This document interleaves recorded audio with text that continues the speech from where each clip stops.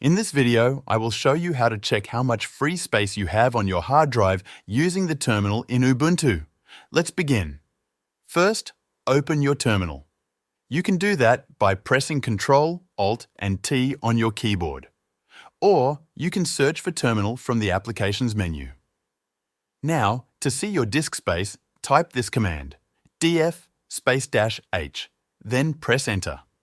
This will show a list of mounted file systems and how much space each one uses. The -H means human-readable, so the sizes are shown in megabytes or gigabytes. Look for the column called Avail. It shows how much free space is available on each part of your system.